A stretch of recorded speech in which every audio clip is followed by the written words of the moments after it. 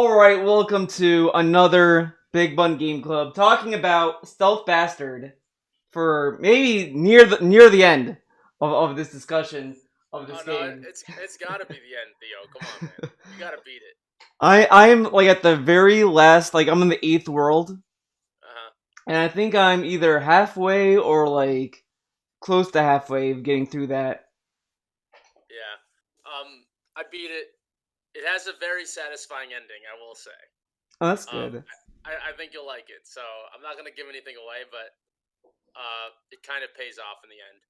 You Um, and I'm oh, finding that each level. So there's 8 levels regularly, right? But there's actually 10.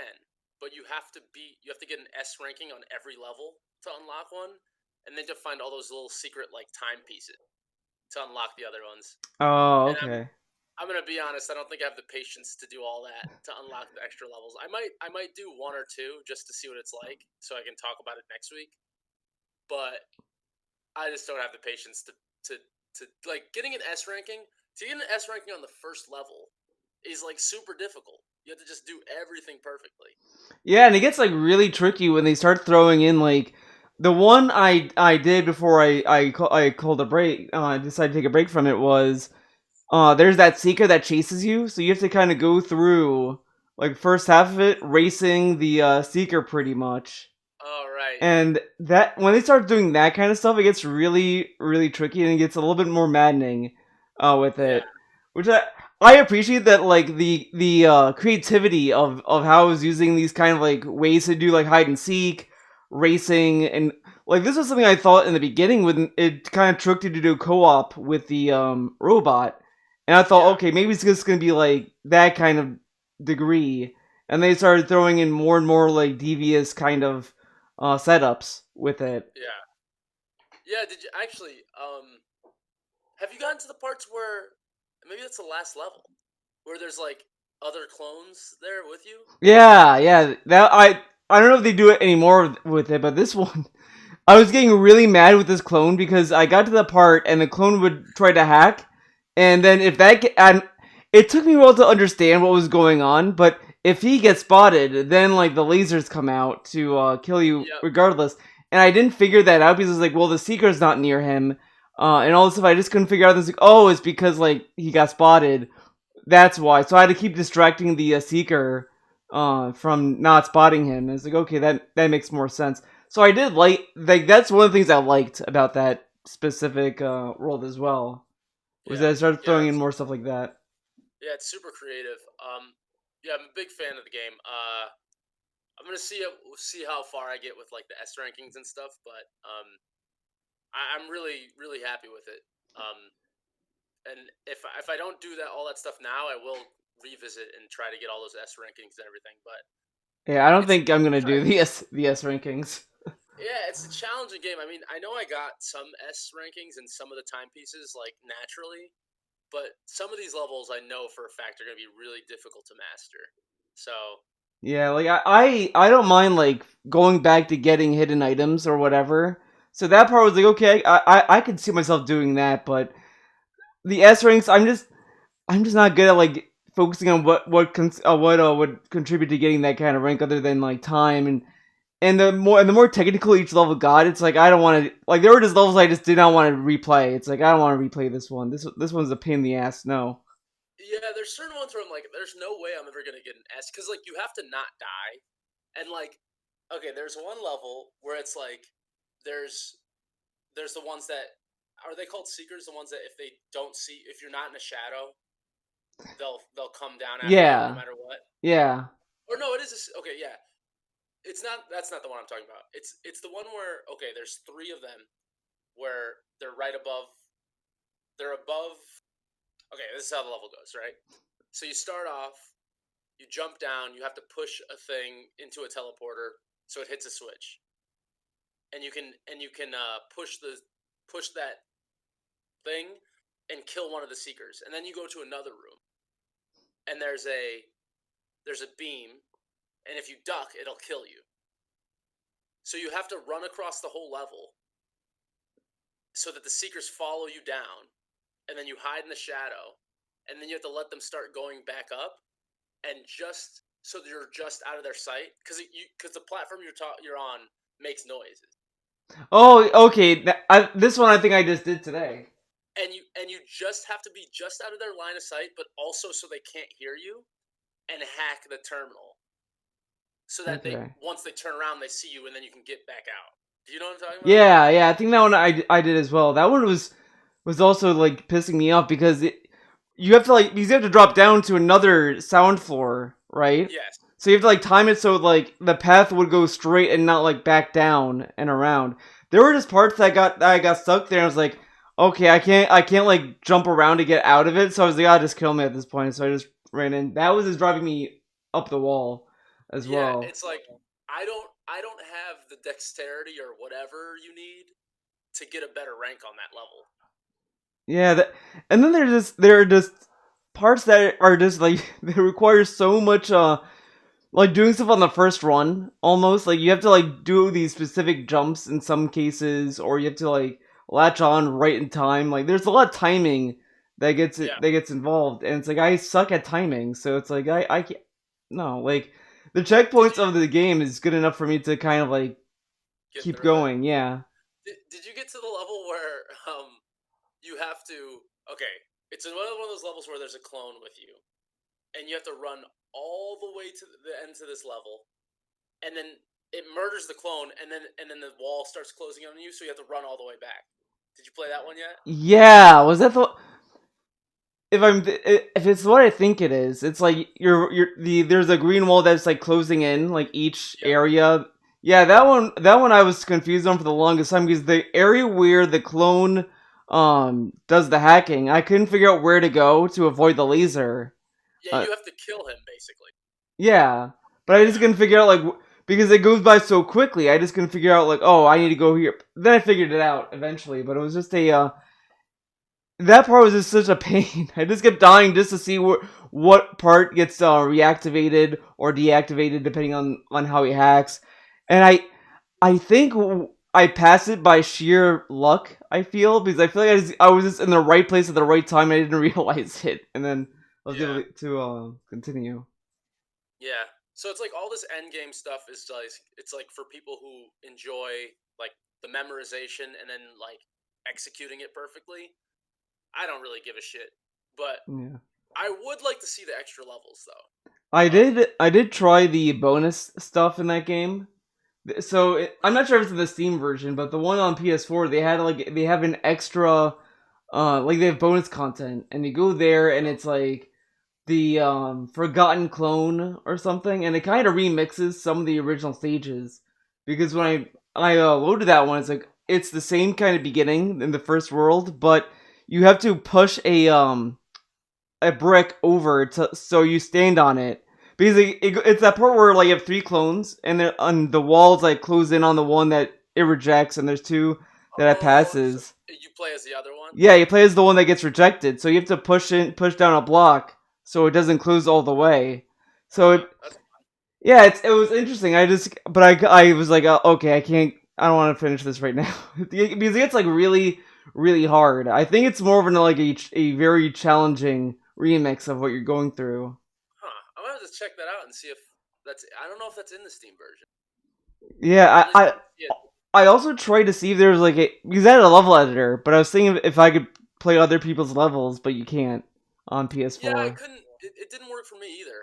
It says like, oh, community levels, and I'm like, okay, and there's nothing there. But I Oh, so might maybe have they to go should. into like, oh, Oh, they what? may shut it down. Maybe. Yeah, or I might have to like download them from Steam Workshop or something. But that's not the same thing for PS4. I don't know. I'll check it out, but I don't know. Still a good game. I'm definitely gonna grab the sequel because fun, cheap, I right? try to find like trivia for this game or anything about the developer, and the resume of this developer is like it's almost borderline shovelware what they make. Really? Yeah, so I was kind of surprised.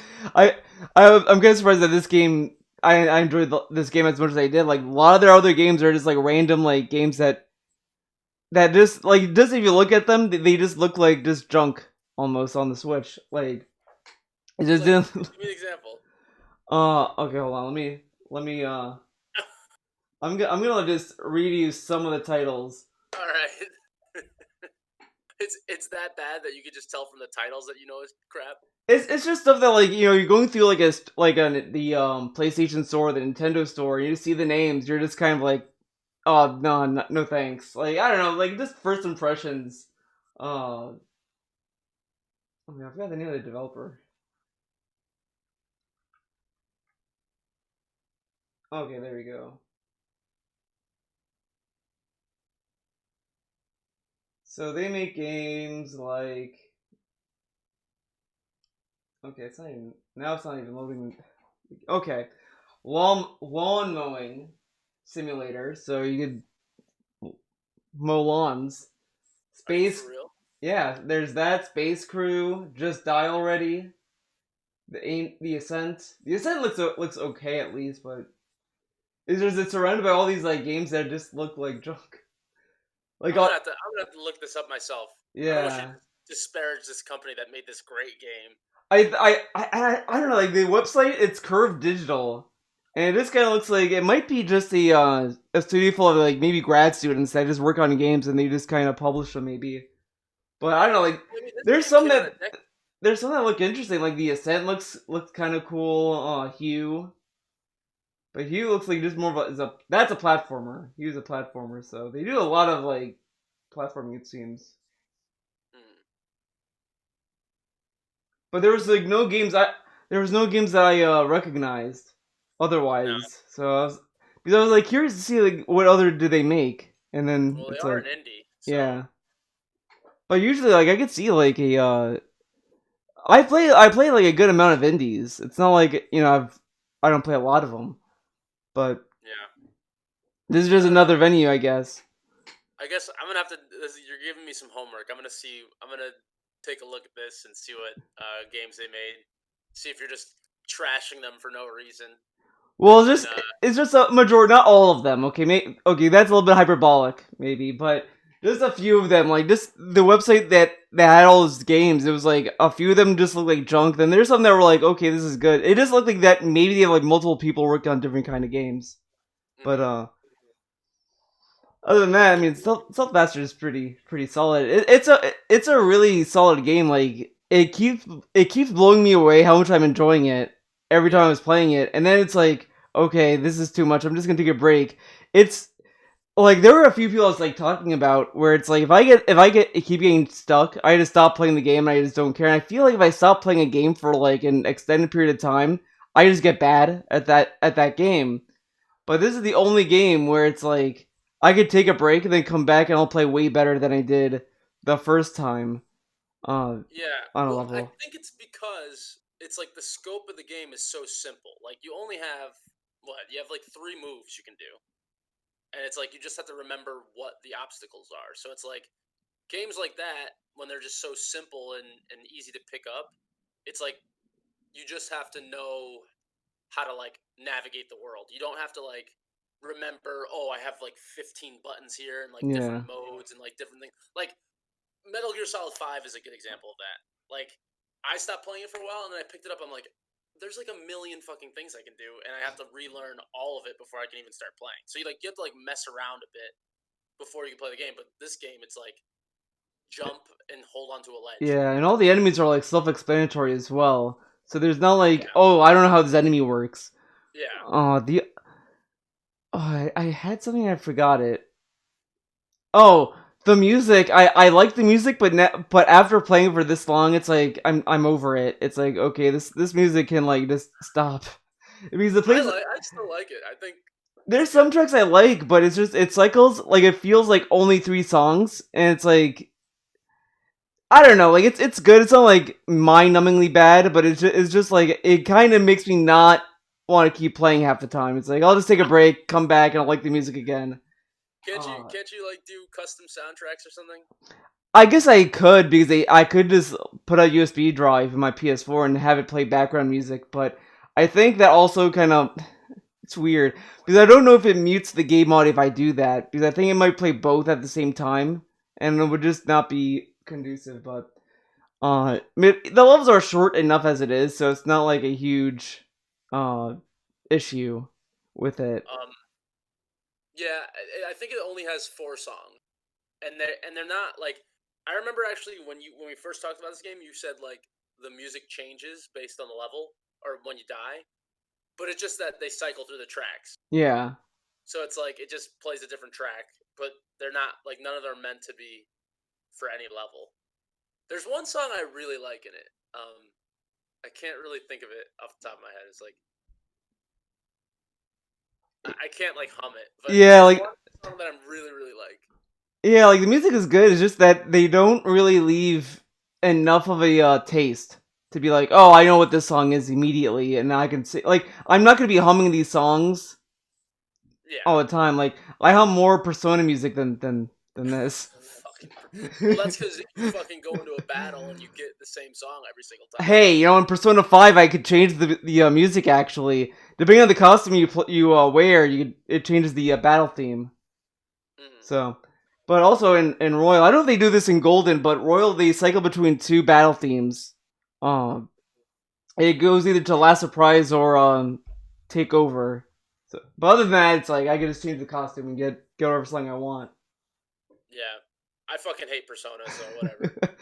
I might try to just cruise through Persona 4 this week, but like I've been playing that game, and I've literally okay. Last time we talked, it was right before the part where they go on like this field trip or some shit. And Oh yeah. I literally was making dinner, and just because I have it to auto skip when the dialogue goes, and I was just making dinner, not paying attention to the game, because like it was literally 3 hours of me not doing anything except like. What was with them getting drunk and shit? Like, what the? And they were like, "You weren't drinking alcohol, you fucking idiot." It's a placebo effect. What? It's the placebo Oh, effect. fuck you. She was acting like she was shit faced. Yeah, because I mean, it's all a psychological thing. Like they're in the setting, and they just think that they're drunk. I think in the anime they actually tried to explain it, even though it's still kind of bullshit logic. But it's still like, oh well, you see, when you go to a bar, you're more susceptible into thinking that you're getting drunk because I'm putting that thought in your head, so you think you are. It's like, okay, sure. Fuck that game, man. It makes me sick. I cannot believe. I did research about it again because after seeing that, I was like, this game is embarrassingly bad. And I was like, I did research and people were like, everyone loves this game. I don't understand it. And I like everything they say about why they love it. It makes no sense to me. So I will never understand it. I think what it is a lot of people like the slice of life kind of Slice of life. character kind of build up. Like people get invested with the Go into the characters, TV. huh? They go into the TV.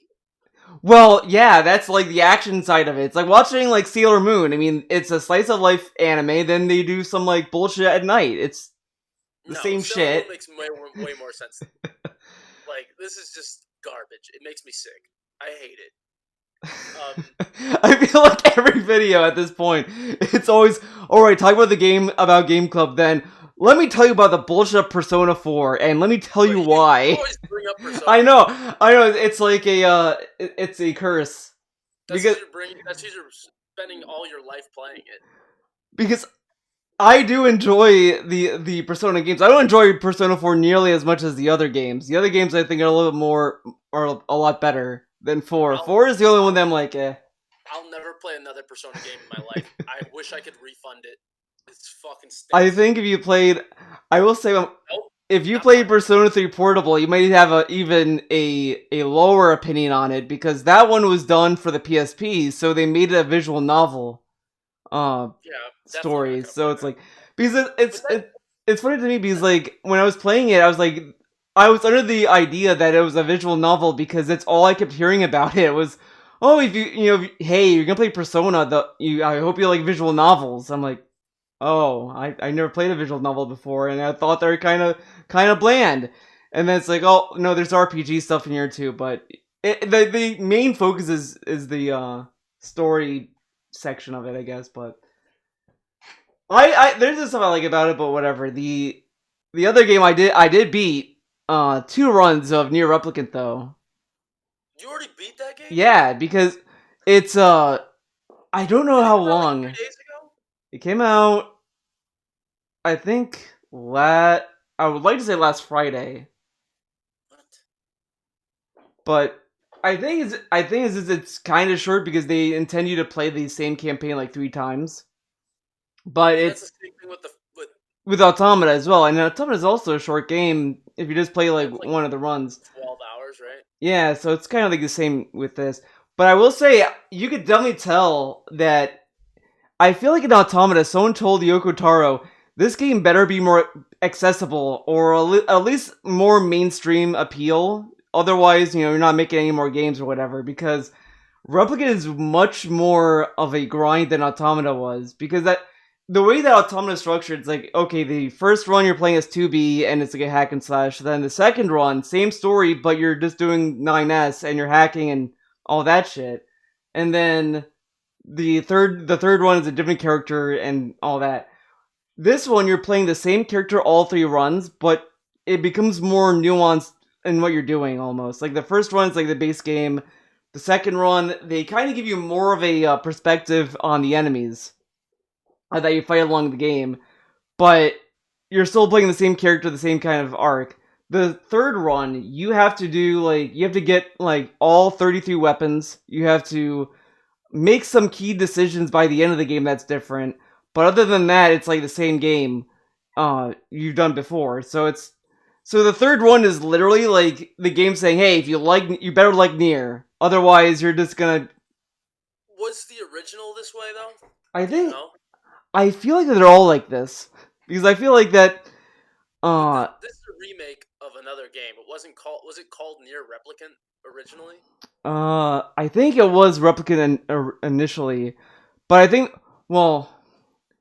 I think there was a game before Replicant that was just called Nier, but I don't know if that was like a localization thing because I don't know if the Nier Replicant was the main game, and then when they ported to the West, they just called it Nier for whatever reason.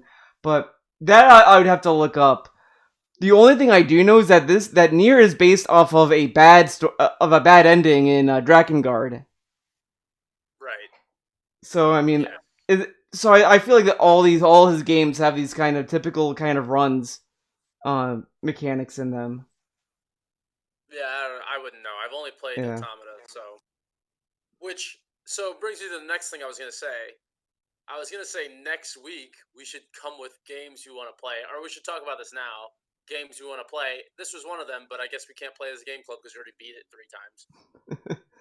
I Hey, I'm working on this one, and I honestly might have fucked up because I think there's some weapons that are only you can only get in the early part of the game.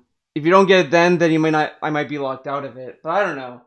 Uh, but I was thinking of doing the that one game. I think it's called Ghost Runner. That one or Ghost Runner. that one or Transistor. I was thinking of. What's Ghost Runner about? It is a cyberpunk style kind of game.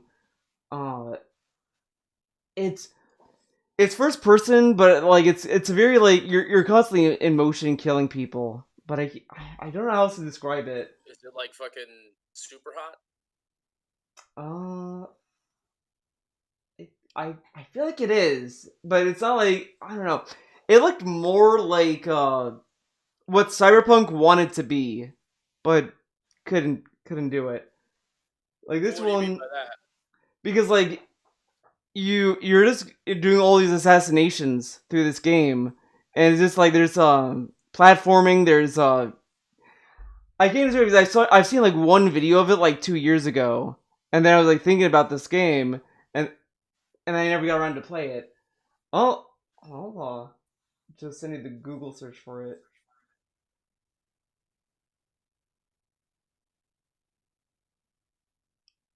You got any other games on your mind?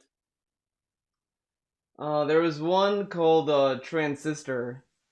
That Yeah, one, we talked about that last time. I actually looked at it. I looked at like gameplay footage of it, and it looked very strange. Um, yeah, and it did seem more. So I brought up a game called Hybrid Heaven, um, that has a weird battle system for N64, and it actually did kind of look like that a little bit. Like you can like pause the action and then like route out a bunch of like you pause, you say a bunch of actions you want to do, and then it just executes them. Yeah, it's something. It's more. It's pretty much that. But I think what it shines for me was that you could customize the abilities you get. Like you can mix and match them. So like there's this deep level of customization you could get into with with the uh with the abilities and how you upgrade them and how like each one like reacts. And I think you could also lose abilities too if you die. So if you die, I think they take away a hack point or whatever. All right, I'd play that. I'd play that in a second. So Yeah. let's put that as one to maybe play. I honestly don't have any. I never have time to look up games that I want to play, but I'll think about it this week because I have a ton of games on my list I want to play. But like sometimes it's like games from like 1997 that I still haven't gotten a chance to play. Or Like I still want to play Beyond Good and Evil. I don't know if you've played that. I haven't. So, and I just laugh at every year they keep talking about Beyond Good and Evil 2 and I just can't help but think that that game's just in this hell of development at this point Oh, it because must it be, keeps yeah. getting delayed. It keeps getting like it's to the point where I just believe it's canceled. I don't think they want to admit that yet. I don't know, man. You never know. Games just suddenly come out every once in a while. Yeah, I mean, After same with Duke years and Nukem. years. Ugh, come on. No one wants that shit. Well, it came out I know. already, and then they put it in Battleborn, that hot game that everyone still plays. What's that? Battleborn was a game that was kind of competing with Overwatch as a multiplayer focused co-op competitive game. Was It that what it was called? yeah. Battleborn? Yeah, it died in like a day. Like it just didn't go anywhere. And then I don't know if it was around the same time they found Randy Pitchford's USB drive or not. Do you know about his USB drive? I don't know about any of this Oh shit. my god. Dude. Uh so there was a leak or something saying that Randy Pitchford had like a USB drive that he brought into work that had some kind of pornography on it, and Oh, God. it was fucked up. And when people were asking him about it, he was like, I was just looking at it for magic tricks. It's magic stuff. It was like, what the fuck are you talking about? It was Wait, so you have to weird. explain this better. What? Oh, like they asked him like, what? Why do you have a USB drive full of this? And he said in an interview or somewhere saying that it's like to study magic tricks. I have to write this down because I don't know what the fuck is going on and I need to do research. Randy Pitchford's perverted USB drive. It was really fucked up, and then like after that, it just got worse and worse for that company because then it was like he. I don't know if he gambled away his employees like retirement budget or whatever. Like he just like fucked up that whole company, and I was like, how is he still around?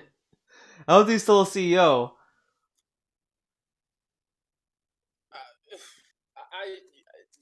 I have so many questions, but you clearly can't answer them. So I need to just figure this out for myself. Yeah. Do research. I think Critical did a video on it like years ago, but I just don't remember when this happened. I would like to say it's 2019 maybe, but I don't know. It's wild the whole thing because then around that they also realized that the money that Sega was giving them to do Alien Colonial Marines, they Oh, that's the one they fucked it up. yeah they took that money they put into Borderlands instead. So it's like oh. So there's a lot of that shit going on. Oh my god. I'm not up on any of this like video game news. I don't follow any of these douchebag executives or anything. So I don't know what. The only one I kind of followed on was Lab Zero because I liked Skullgirls and I liked Indivisible, and then like a week or two after Indivisible, no, I think it was a year later or whatever. The whole company kind of dissolved because a lot of people started leaving the company like right after Indivisible came out, and then after people were leaving, they were saying like, yeah, like Mike Z is like an asshole, and no one like really liked working with him anymore because he was like doing a lot of like sexual jokes. He said a lot of like silly shit in the beginning of last year. Like he made jokes about during the Black Lives Matter stuff. Like he said, "Don't breathe, I can't breathe." Comment and commentary. Dirtbag too. Yeah, it was that, and then like so they all leave, and then they're like, "Oh yeah, well Mike Z did not give them their severance pay that was promised, so they never got that money that they were supposed to get." I was like, "Oh, of course." But now that he's gone, and now these people made their own company. Now Skullgirls is getting all these characters now. All of a sudden, they have a season pass, and I was like, "Holy shit! Finally, Skullgirls is finally getting more characters." Why? Just because they got rid of their dirtbag executive? Yeah, and I saw this guy mention this in a tweet, and I kind of believe it. That it's a conspiracy theory that Mike Z was the only reason why there was no characters for Skullgirls after like the second encore, because he was the only thing about Mike Z that I just had a bad impression of. There was a stream like years ago where Mike Z was just like saying like, "Well, I'm not doing any more Skullgirl stuff unless I get paid, unless I get more my money." It's like, oh, okay. Like, he said all this weird shit, and then he made this one, like, comment. I can't remember the comment, but, like, everyone that was in the same stream with him just didn't say anything, and it was so awkward. It was, like, it was so weird. I was like, like, I almost thought this dude was, like, like, not even, like, a game developer. He was just kind of there to be there. But it's like, oh, no, this guy works for this company. It's like, oh, okay. Yeah, wait. Who is this guy? I don't even know who this guy is. Mike Z? What is he like known for? He's mostly known for he did stuff in the fighting game community. Like he did some coding shit, but I don't know. Like I only just found out about Mike Z like through the crowdfunding of Indivisible. But other than that, I think he's just some kind of coder that somehow got all these shares to be like a co-founder of Lab Zero, of that that development studio, because he was like kind of behind like the push for Skullgirls. He kind of helped design the concepts of Skullgirls, like what kind of fighting games it would be, and the netcode of that. Like the one thing he did for Skullgirls, for example, would be he made lobbies for that game on his own time. And he would do stuff like that. Like he would just keep constantly like supporting the game over time. Like he would make all these patches for Skullgirls. But he wasn't part of the was he part of the company? He was. He was. But I think he was just a person that would work there. Then I think he either got shares to be a partner, or he was just a founder as it is. It's whatever. Like it's. And how did they get rid of him? They didn't get rid of him. They all left the company because initially they were talking to him like in the summer last year, saying, "Okay, we don't want you here. We'll buy you out of your shares." And he was like, first he was okay with it, and then he decided to give them unfair demands. Like he didn't want to give all control over or whatever. Like he just kind of was like, "No, I'm not doing this deal," pretty much. And then they're like, "Okay, fine, we're just gonna leave and not work for Lab Zero anymore." So he was the only one that worked there, pretty much, for that time period. Ever since then, and all these allegations were coming in from all these developers. Like I followed one of the artists in that company that posted a whole document as to like her interactions with him. And now that dude doesn't even talk anymore. He doesn't post on Twitter anymore. He's gone off the face of the internet at this point. So I don't know what. Did he get fired? I mean, or is he still doing work for them? He's not doing work for them because they all left to make their own company. He was left behind in Lab Zero. Like he was the only one there, pretty much. Like he's the only employee, pretty much, at Lab Zero right now. That doesn't exist. I mean, he probably dissolved the company at this point since no one was there. Where are the Skullgirls updates coming from? It's coming from I think the new studio is called Future Game Club. So this new company just got the rights to the game and is now providing updates to it? Well, the rights are owned by Autumn Games. They own the rights to begin with, and that's why, like, you know, Mike's just like, look, if we're gonna do a sequel, they would have to pay the royalties of that game that they owe or whatever. But Autumn Games could always say, "Oh yeah, we want more stuff or whatever." Uh, so when they made Future Game Club, I think probably they got an in with the mobile game. I think they were saying like, "Hey, we have a mobile game that's gonna get new characters.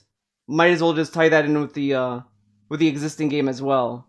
So it's a lot of that. I mean, it's probably another thing that was just on a whim that they gave them a season pass to do to extend Skullgirls just to see if the demand is there. Probably, Mm-hmm. Fair enough. Whatever. yeah. It's all jargon.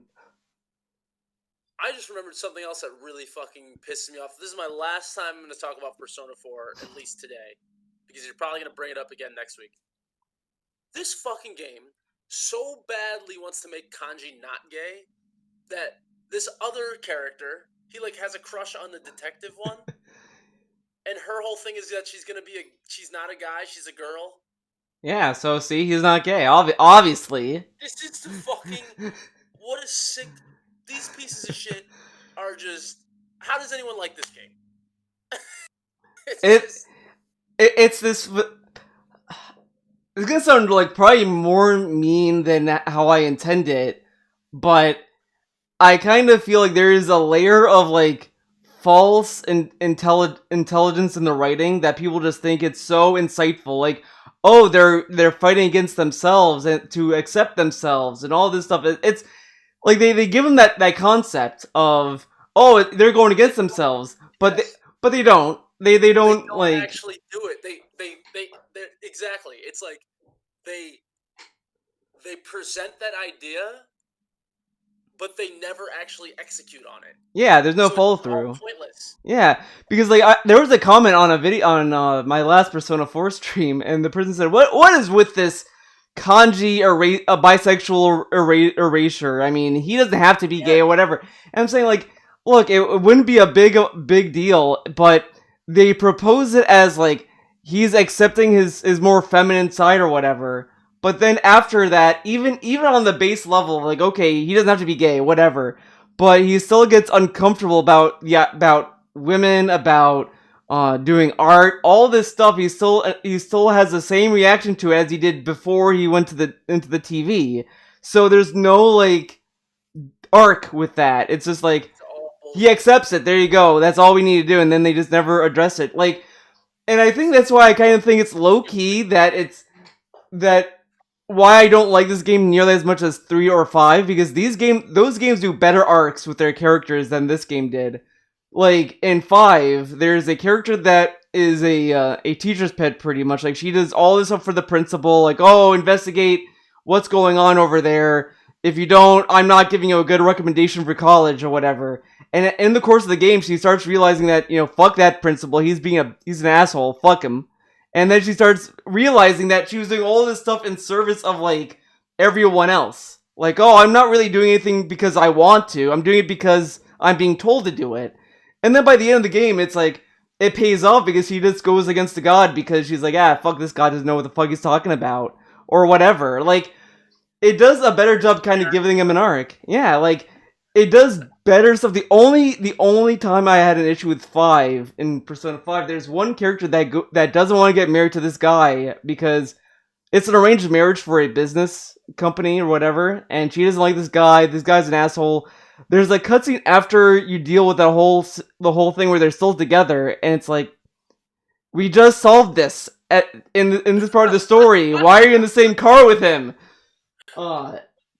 The only thing I can think of is that maybe it wasn't like officially done by that point, but it's still like, come on, whatever.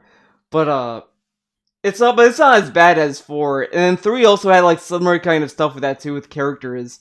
Like people did not like the answer because they thought the characters were not true to how they were in the main game or whatever. And it's like, I disagree, because in the main game, one of the characters gets jealous of another party member for being so close to the main character or whatever, and it's a long story. Now that I think about it, I'll have to like tell you the whole story of Persona 3, and that's a we don't need I'll have to add you don't to need 6 that. hours of videos you have on it. Yeah, I was thinking of doing like I got Persona 3 Portable since I have the PlayStation TV box. And I was like, oh, I should play that before I play Golden, and do the female main character story for that. But it's like, but I wanted to tie it in with when I first started Persona 3, and it's like I have to wait till August 30th, and it's like, I don't know if I'll do that, but I might just start right after 4, just to get the palate clean. Yeah, I don't know, man. Whatever. I think the only RPG bringing it up. you should try Yakuza Like a Dragon. Oh, I definitely am gonna play that. I think I just bought it. I buy games and I never play them because I don't have any time to. You know, so maybe that should be a game club game then. But you already beat it. I can play it again. No. We have to play games we both haven't played, but that's why the game club is necessary because I always want to play games, I never play them. All right. So we gotta find something we both haven't played. So I'm gonna look at the hundreds of games I want to play and see if I can find one that we both haven't. All right. But yeah, I definitely want to play Yakuza. I definitely want to play, but I don't think you're into tactical turn-based RPGs because I'm gonna play Disgaea 5. I have that installed. I haven't played it yet. I might play that. Like, I have to look at the gameplay of it again because I have played like Fire Emblem. If it's anything like that, then maybe I'll play that. I'll play that because you should. I think you can get a free demo of it. Just try the demo. Okay, because I played Three Houses. When did it come out? I think it came out in 2019. I think. Well, anyways, 2019. I played that, and that I loved. I loved that game completely. The old Fire Emblem Three Houses. Oh, it's 3. Okay. Yeah, the latest Fire Emblem, which was funny. I was in Greece at this time and I was like thinking on the flight, like I need a game to that's just gonna last me for 9 hours or so. There's hours of 9 hours. It'll last just 50. Yeah. Well, I mean, just a long game, just so that I can just do stuff on and off or whatever.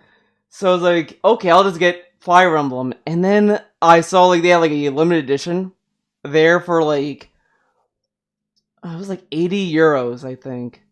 And I did the conversion as well, and it was oh, this is way cheaper than how much they sold it here, which would even be harder to find on top of that. So I was oh, I'll just buy it here for now, whatever. But I went to this one game store there that didn't have it. I was okay, I have to go all the way back to where I usually go to just window shop or whatever to get it because I knew they had it. But I was it's a Sunday, and in Greece, Sundays they close early, so they would close at 5 p.m. So I had to find a way to get home quickly, take the subway all the way down to where I need to go, and then hope to God that there's one left because there was only 2 copies. Oh. So I was saying I'll just put it in the God's hands. If I go there and if I see one there, I'll get it. If I don't, it wasn't meant to be. And I go there and there was only one left. And I was oh, okay, it was meant to be. So I bought it, and it was a really solid game. I enjoyed the gameplay of it a lot more. The only issue I had with it was there's one story arc I wanted to do, but I couldn't do it because I missed a certain requirement to do it, and it pissed me off. I ended there's 3 houses you could join the game: the Black Eagles, the Blue Lions. No, was it Blue Lions? Yeah, Blue Lions, and then the Golden Deer. And I wanted the Black Eagles because they have better characters and it was just a cooler story. So I was okay, cool, I'll just do this. And then, but you have to spend time with the leader of that house on certain days and say certain things because they give you all these dialogue options. And if you say stuff that pisses her off, you're probably not gonna get it. You have to rank her friendship with you, to a certain point. And then you're supposed to have some kind of meeting with her on in February or whatever the fucking game, and that never happened. So there's this big pivotal part of the game where it's between the church and her, and it's oh, I'm siding with the church. This sucks. I don't want to be with the church. Fuck the church. Because as you go through the game, there's this thing called crests, where it's they give you magical abilities, and the character that you're talking to that you want to be with, she's Yeah, my family, like, they forced me to have Crest. It sucked. I used to have all these siblings. They all died because of this, because the fucking church forced us to have Crest. And I was like, yeah, the church sucks. Fuck this church. And then it's like, oh, you missed out one day, so you're gonna be with the church. I was like, damn it. Fuck the church. Like, and the whole time when I'm playing the game, the leader of that church kept giving me such suspicious fucking vibes. I was like, I don't trust her at all. Every time she tells me something, it's like, she's scheming something, because she somehow like knows you, and you're like, what the fuck, what's going on here? And she's like, oh, you're the, oh, well, don't worry about it. Okay. And then you're like with your like foster dad, and he's like, yeah, Lady Rhea, which is like the leader of the church. Yeah, she's like, whatever. I don't really like her. I'm gonna leave in a few days, but you should stay here because you'll learn whatever the fuck. But be careful with her. I'm like, oh, okay. I find a notebook in the game. It's like, yeah, the church did all these experiments on all these people, and they tried to like infuse like some goddess's soul into some other kid or whatever the fuck. And I was like, this all seems fucked up. This church is not a good church. Why does this exist? It was bullshit. It was like some dark science bullshit. Sounds like fucking Bloodstained. Yeah, but good. It actually has like better characters and better gameplay and better everything. Yeah. Yeah, Disgaea is fun because you can do lots of goofy shit. Like, you can pick up other characters and throw them.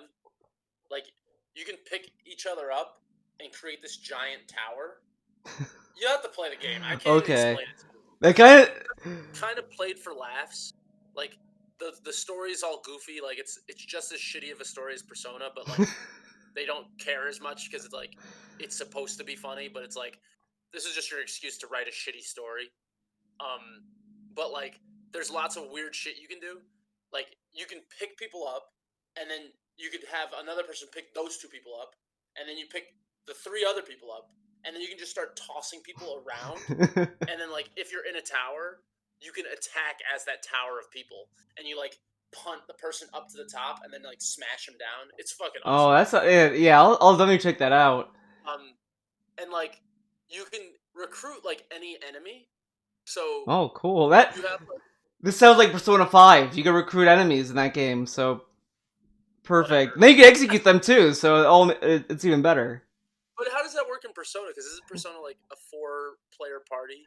Well, you're recruiting personas. You're fighting personas as like instead of shadows, it's personas. It's a little different. So this is something that bothers me about Persona 4, but maybe it doesn't bother me about it really. But like, the main character can attach any persona they want, but then everyone else only has their own persona. Yeah, because he has a wider personality. He has no personality. He has zero personality. Because he's the wild card. Yeah, he stinks. He's the Arcana the Fool. Whatever. Anyway, but yeah, so you can recruit any character and like you can put him in your army, but like every enemy you can have like as many of every enemy you want, and then there's like main characters in the game, in Disgaea. So it's actually interesting because like there's Disgaea 5. You can play as like any protagonist from the other games. Like they all come back for this one. Oh, that's so cool. It's like, because there's like this whole story arc, and I don't think it really matters if you played them all. But like in all the games, there's like a few main characters you can play as, and then like there's always like a side story. So like I don't know how to explain it. It's too confusing. Even I don't understand it. That just sounds like how I feel about Nier. I was gonna also mention about that because I found out other like trivia about that whole game. So Drakengard was a when Yoko Taro was pitching this to Square was like, okay, we'll take this to Sony and we'll pitch the game to them. He was telling them, I don't think Sony's gonna like it. Do you think I should change the story because it's like very dark and very like fucked up? And they're like, nah, don't worry, it's fine. So they gave it to Sony, and Sony was like so burnt out on so many pitches that they were going through, they just greenlit the game without reading what the game was about. Wait, why? Because they were just like, we've been through so many pitches, fuck it, we'll just give it. I mean, Square is publishing this, fuck it. this game. Oh, because it was Square. Yeah, so they probably didn't think much of it. Pitching games to them. Huh? Who else was pitching games to them? Well, it was some like blitz of like all these other publishers that were just giving them games to like, because this was like an exclusive for the PS3 at that time, so it was just probably whatever. And then there was like let's just pump up our exclusives. Fuck it, SquareSoft. Done. Yeah. Okay. So there's that. Then like Nier Automata almost got canceled because he didn't want to wake up early. What? He was like, "Yeah, I hate waking up early. I was about to cancel the game because of that." Wait! You skipped a whole part of the story. Well, how did? Well, this how did was it get to that point. Someone was like, well, it won't. say like, "Hey, you got to wake up early to make this game, otherwise we can't make it." What? It was just he had to wake up early just to either like supervise the game or to do whatever, and he was like, "Well, I don't want to wake up. I don't like waking up early. Maybe I should cancel the game so I don't have to wake up early, and then I'll just sleep in." But then he's like, "No, I'll just wake up early." I mean, it's probably just. It was like it was after after the release of the game. He said, "Oh yeah, by the way, this game almost got canceled because I didn't like waking up early." What the fuck? The dude is like the most like everyone. Out of his mind. Yeah, like he did a VTuber stream as Kermit the Frog to do like another game announcement or whatever the fuck. It was so weird, and then he's hyping up the next game, saying that it will not be marketable at all. Okay, wait, hold on. I have to write this down. What's this guy's name? Is it? I think it's Yoko Taro. Okay, Yoko Taro. So I'll just say the Nier director does not like waking up early. And this dude Kermit the Frog. And this dude only wears like every time the only time you see him is he's wearing like the Emil mask. So you never see his face. Have you ever seen his face? No. He only he's like a Daft Punk kind of situation going on. There's a lot of details you leave out of these stories. It's like there's definitely like you know much more information, but you just skip to the end. Because I'm like, what in the fuck? This is just, there's lots of details missing here. Well, this is like shit. Like, you know, everyone keeps saying how Kojima is some like nutty guy, but every time I see people talk about Yoko Taro, it's like this dude sounds insane, and he just makes games that are just like fucked up. Like, so I was talking about like Nier Replicant on Twitter, and someone said, "Yeah, well, Nier Replicant is kind of based off of like the whole thing on the War on Terror." It's like, oh, okay, but it's about misunderstandings and like how people are so cruel during that kind of period of history. Because in like Nier Replicant, there's like parts of the game where you're just annihilating shades, which is the enemy, and then at the end of the game, like it's like, oh yeah, these shades are like humans, and you're killing humans pretty much when you're doing this, and it's like, oh, cool. Like, and then like you see like this robot that makes friends with the shade. You kill the robot and the little kid too. It's like because you're told, oh, these two killed my brother, but that didn't happen at all. It was by accident that it happened, and so it's a misunderstanding. The kid thought that the robot killed his brother, so it's all this false sense of revenge. What does that have to do with the War on Terror? It's just the. I think it's just.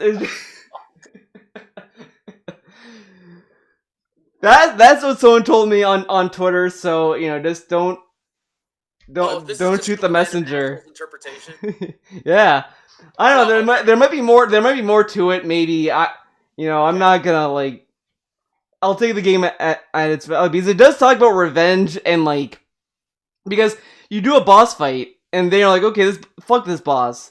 The second run is like, well, actually, this boss was actually just minding his own business and just being cool, and you just killed him. And it's like, oh, okay. I don't know. I'd have to see it. Like, there's a monster wolf or whatever that wanted to be cool with this tribe. It's like, hey, we'll let them live in peace. We'll be fine. Whatever. Just let them be. The tribe starts killing all of the wolves in the area, like just killing them. And they're like, why are they killing us? We're doing fucking nothing, and they're killing us. That's it. We're gonna fight back. Fuck these guys. And then when they fight back, they kill the bride of the king of that tribe, and like, okay, now we gotta kill the wolf. So you're killing all these people off of like misunderstandings and bullshit. It's supposed to make you feel bad. But it's like, okay, I don't ever understand that type of stuff because like, you don't have a choice. So how can you feel bad?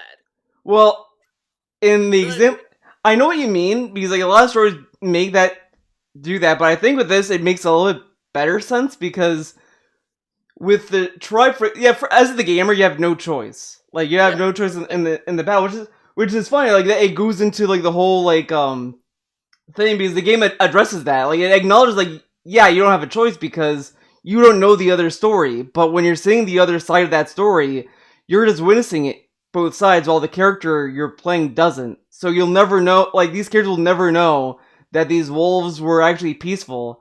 They were just told information like, oh yeah, he killed the dude's wife. Fuck the wolves. And when you do the first run, it's like you agree with it. It's like yeah, these wolves are assholes. They killed this guy's wife. Fuck them. But then when you play the second run, it's like oh no, these wolves were minding their own business. But it's like the B run's more of just exposing what you're not seeing in the first run. So it's just like I always feel like they try to think that's more impactful than it is. It's like, yeah, I get it. Like, but other viewpoints. It's like in Metal Gear Revengeance, Metal Gear Rising. Like, I didn't want to kill Jetstream Sam. Like at the end when he's like, "Hey, I'm just like a human," and then they make you feel it. No, that's not what happens. First you're like, I don't want to kill him, like, but you have to, and then they make you feel like a real asshole when he's like, by the way, I'm just a human, and you have a fucking super suit, douchebag. You killed me.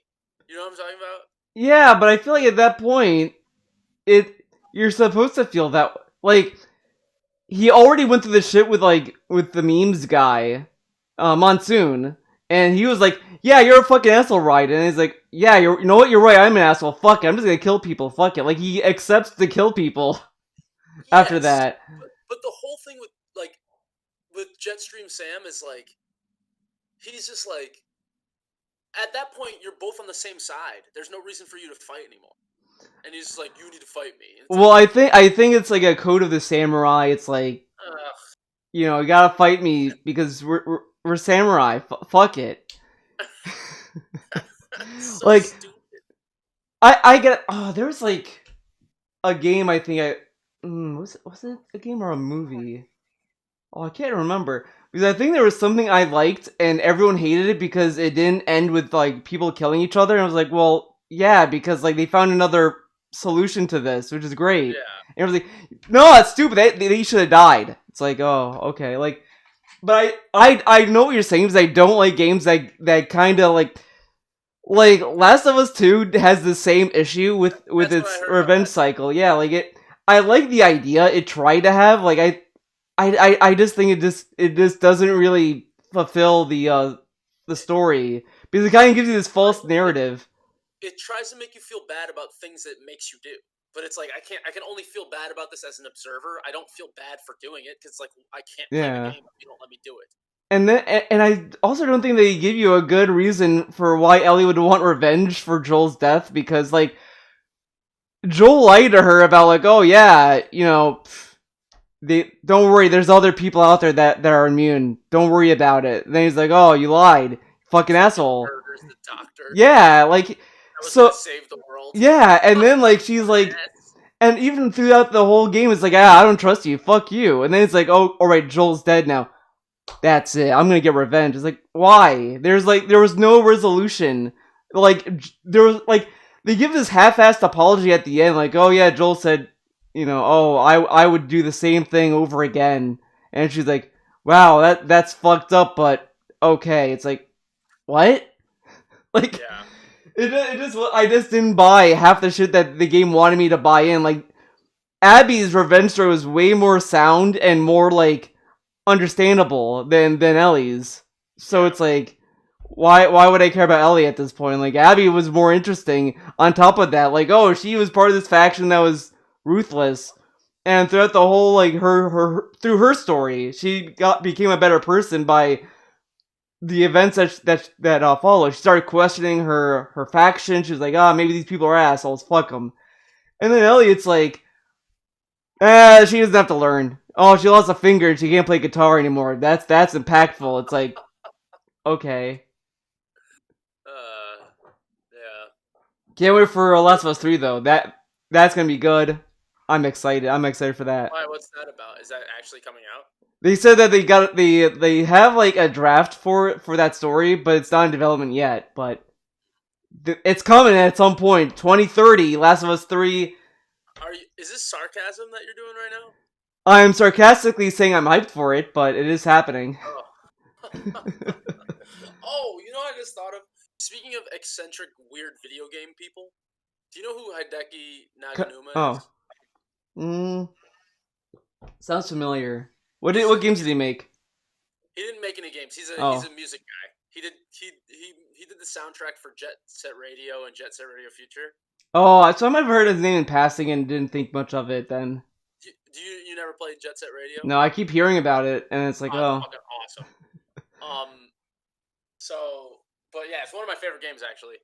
And his music is amazing. He did like music for like Sonic Rush.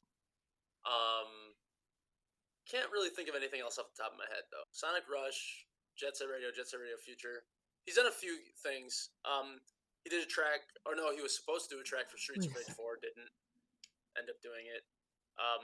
But yeah, so he's crazy. If you ever follow him on Twitter, I might have followed him on Twitter actually. Now that I think about it, out of his mind, and he like. Yeah, I do follow him on Twitter. Oh, so there you go. He like always tweets about Family Guy funny moments. Oh my god, yeah. There was one I saw and I wish I remembered it because it almost got me to unfollow him. It was. Oh, he's completely nuts. Yeah, like I saw it, I was like, I don't know if I want to follow this guy anymore, but it's like, but then I realized like, I mean, he might just be those shit posting, so it's like, oh, I'll just hang around. No, that's all he does is shit post. Yeah, like if it's shit posting, like I kind of like forgive it. It's like when he did that shit post, I almost thought it was a genuine post. Like it was just his genuine side coming out through a joke, and I was like, oh no, this probably just a shit post. Don't think much of it. Do you remember what it was about? No, I can't.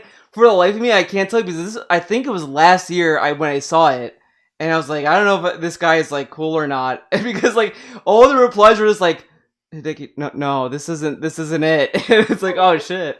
When he was like, when he was saying he's like, my favorite types of music is black people music, and he's like. He's like, oh my god. He's like, this is not a disrespectful thing. I'm saying that black people music is the best music. He was being sincere, it just didn't come out properly in his English. Yeah, there was I also follow Sweary on Twitter, and is he crazy too? I don't think so. He's very passionate about the games he makes. So like when Deadly Premonition 2 was the thing, he was like, "Yeah, I made this game. Look at this," and everyone's like making fun of the frame rate. He's like, "Yeah, look at that. Great game." It's like, oh shit, like it's weird. But then it's like so I followed him. Then he followed me eventually. I was like, "Oh, cool." So I have him following me, and I have Itsuno following me, the guy who directs Devil May Cry now, following me. So I'm almost a big deal, almost. How do you get these guys to follow you, or do they just follow everyone back? I think as far as the Devil May Cry director is concerned, I think he just follows because he just started Twitter and he was like, oh, he doesn't know what the fuck he's doing. Yeah, he just got it early. Yeah. I mean, I think he even made a tweet saying like at the beginning, I'm gonna follow the first few people that like follow me or whatever. So I was like, okay, sure, I'll follow him, and he followed me back. But Sweary, I don't understand how he decides to follow because he just followed me randomly. Well, you said you like Deadly Premonition too. So yeah. Well, I think the only like I love that dog game you made. I think the only thing I interacted him with about that game was saying like I love the music in the beginning. There you go. He's that like, was it. This guy likes me. Because it was a great song. Like you should listen to it. It's a great tune. It's very catchy. It's like it has this cool beat to it. It's very Twin Peaks I'll to me. listen to it if they release the game on PC and there's not a fucking shitty frame rate. Well, I don't think the frame rate's gonna go anywhere. It's no, gonna I be. think it'll be. I think because going back, like I can't believe how much they had to cut down Bloodstain for the Switch version. Yeah. So I'm thinking they just made that shit in Unreal Engine and didn't optimize it for Switch. Didn't do anything. So if they just release it on PC, it'll be fine, I bet. The other one that follows me, and this one I don't know how I feel about it. This guy did the music for, I don't know if all of, but I think he did the music for like Travis Strikes Again and a few of the No More Heroes games. I think, but I gotta look that one up. when he followed me, I was like, oh, cool. But then I like looked into a little bit more, and I was like, I think this might be a fake account because I think someone else, because I think the guy has an official account as well. So I don't know if it's like the real guy or just a guy pretending to be the guy. So I don't know. That one confused me because when I first saw it, I was like, oh shit! And then like I looked into it, it's like there's another account with the same name that doesn't follow me, and I didn't follow that person. And he talked more to Suda51 than him. I was like, I at that point I was like, I give up. Fuck it. Whoever followed me. I don't care. Yeah, whatever. It is what it is. Yeah. That's it. Bye bye.